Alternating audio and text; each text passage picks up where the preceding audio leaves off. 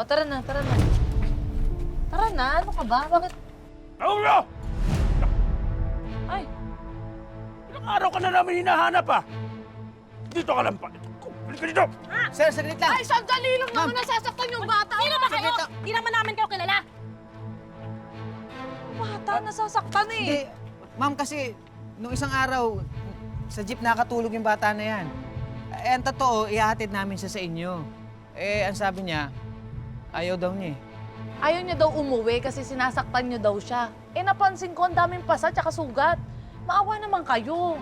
Tsaka yung ganyang edad, dapat nag-aaral yan eh. Oh, Pinagtatrabaho niyo eh. Sino nga itong batang to?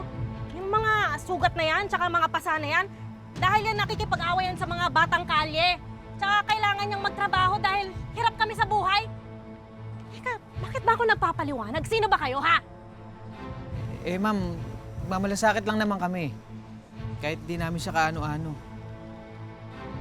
tsaka alam kong malupit ang mundo para sa ating mga mahihirap, pero wag niyo naman idamin yung bata. Masama ng ugali niyo. Maawa naman kung wala kayong puso. Tay! Dami niyo sasata! Gusto niyo pa pulis ko kaya? Sir, Yes! ma'am, Siguro talagang kinidnap niyo yung anak namin, no? Dahil di naman namin kayo kilala eh. Tapos kasama niyo ang anak ko? Hindi, ha? ah. Ipapapulis ko na kayo eh. Mababait po sila sa akin.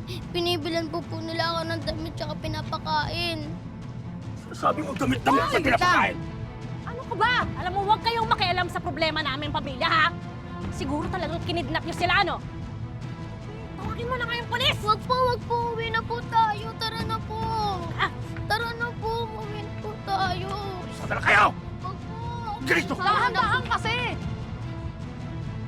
Mukha yung bata. Wala ka dyan.